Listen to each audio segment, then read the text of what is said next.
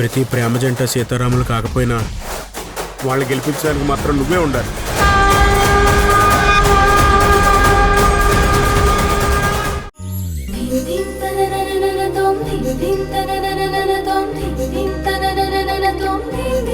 పుట్టింటి వాళ్ళని మర్యాదగా చూసుకుని పంపించడమే కదా ఏ ఆడపిల్లకైనా సంతోషాన్ని కలిగిస్తుంది.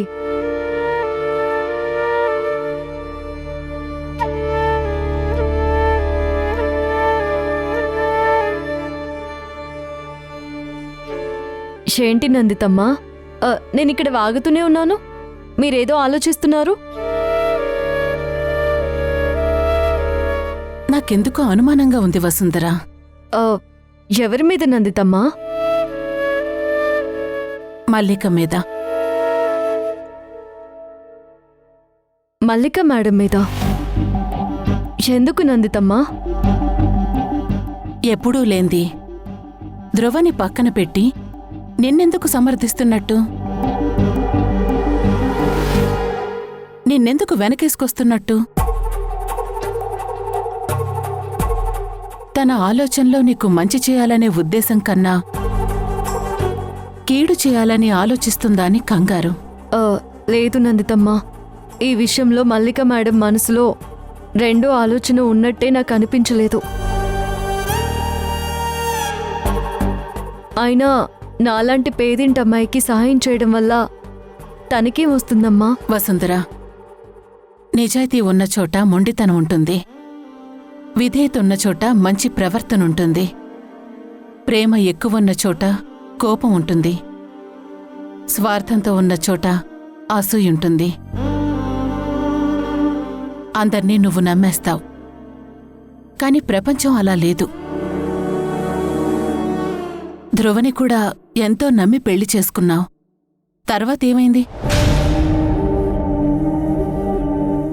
వీళ్ళు తోడేళ్లు లాంటివాళ్లు, నమ్మలేం. తన గురించి నాకు బాగా తెలుసు. తన ఆలోచన విషంతో సమానం. తను ఏం చేయగలదో, అనుకున్నది సాధించడానికి ఎంతవరకు వెళ్లగలదో నాకు తెలుసు. నా మాట విను వసుంధరా, ఈసారి నువ్వు మోసపోకు. అమ్మా, మోసపోవాలంటే నా దగ్గర వాళ్ళేమైనా ఆశపడాలి. వాళ్ళకి ఆశ లేనప్పుడు మోసం చేయాలని ఎందుకు అనుకుంటారమ్మా? మీలో ఉన్న తల్లి స్థానం ఇలా అనుమానించేలా చేస్తుంది.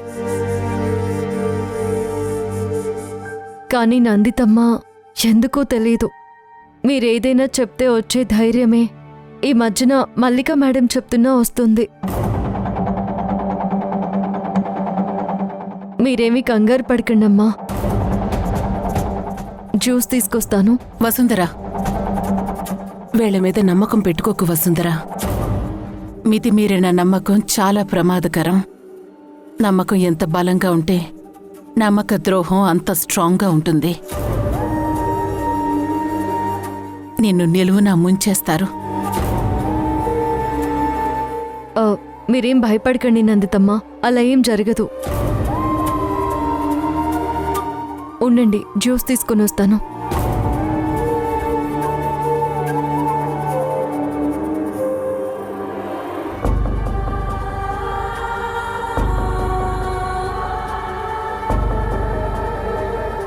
మల్లిక ప్లాన్ ఏంటో తెలుసుకోవాలి.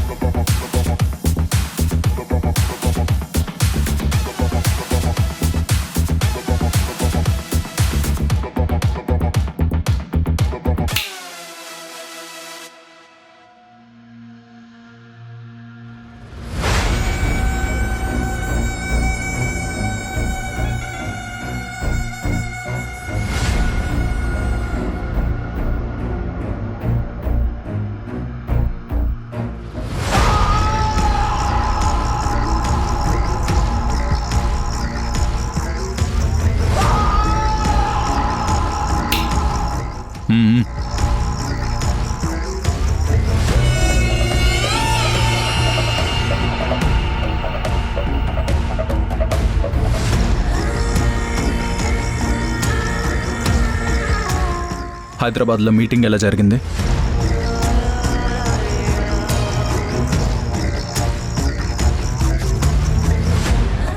నిన్నే అడిగేది. ఓ, మీరు మీటింగ్కి వెళ్ళలేదు కదా? సైమన్ కంపెనీ ఎగ్జిక్యూటివ్స్ వచ్చేసరికి మీరిద్దరూ రూమ్లో ఏదో చేస్తున్నారని న్యూస్ వచ్చింది. ఏం చేస్తున్నారు?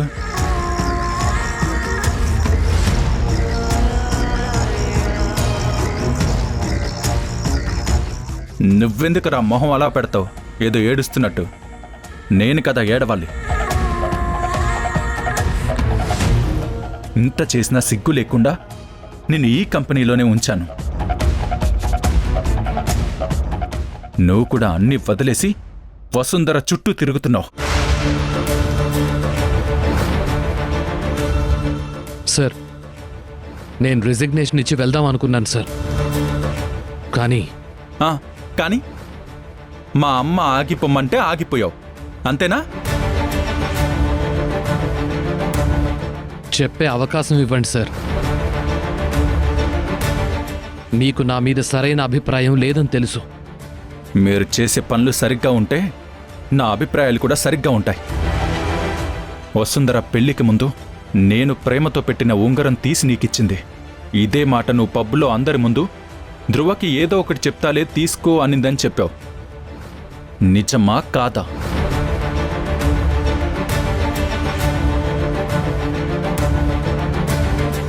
ఈ ఉంగరం నువ్వు అడిగితే తీసివనా?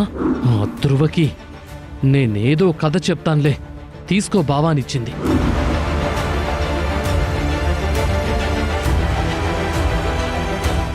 సార్, ఆ రోజు నేను ఫుల్లుగా తాగున్నాను సార్.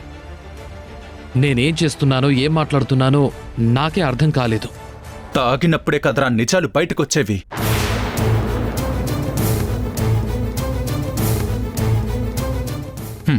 సరే, ఇంకొకటి అడుగుతాను, చెప్పు. హల్దీ ఫంక్షన్ అయిన రోజు రాత్రి నేను ఫోన్ చేసినప్పుడు తను నీతో బయట షికార్లు చేస్తుంది, కానీ ఇంట్లో ఉన్నానని అబద్ధం చెప్పింది. నిజమా కాదా?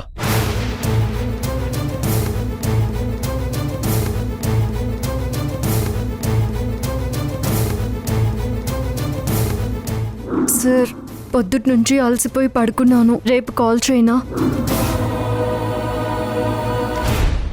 ఇప్పుడేం చెప్తావు? ఆ రోజు వసుంధర తాగి ఉందా?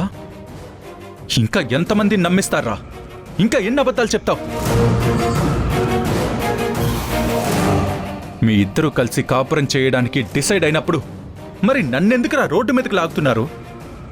సార్, మీరు చెప్పిన మాటల్లో కొంతవరకు మాత్రమే నిజం ఉంది సార్.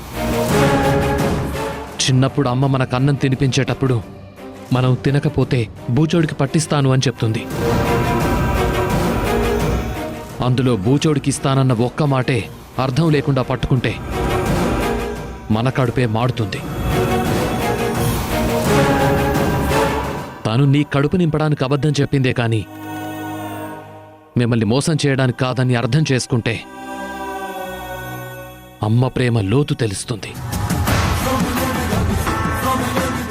విన్నవి చూసినవి కాదు, చాలాసార్లు వాటికి అందనివి కూడా ఉంటాయి. వాటి మీద దృష్టి పెట్టండి.